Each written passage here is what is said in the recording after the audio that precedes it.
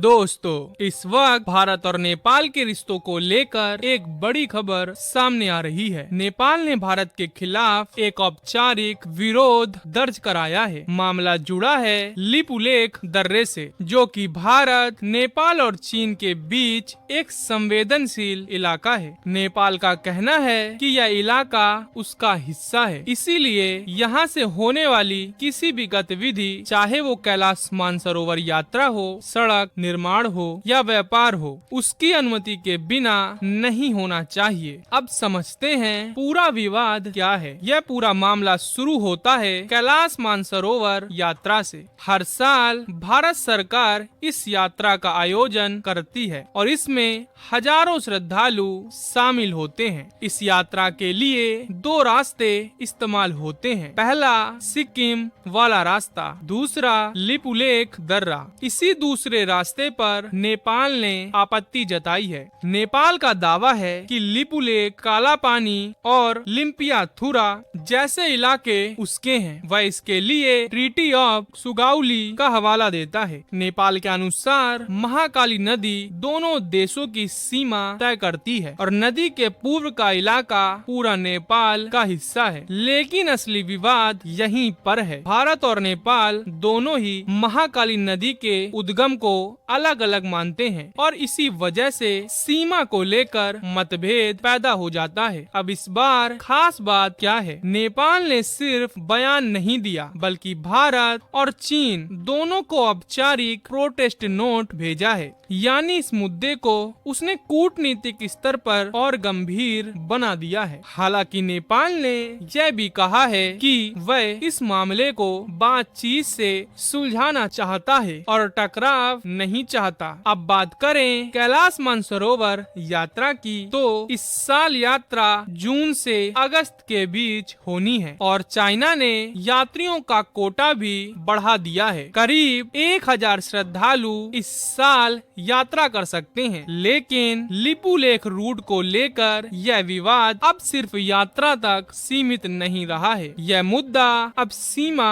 और संप्रभुता से जुड़ गया है। तो दोस्तों, आप क्या सोचते हैं? क्या यह सिर्फ एक सीमा विवाद है या इसके पीछे कोई बड़ी रणनीति भी हो सकती है? अपनी राय हमें कमेंट में जरूर बताइए।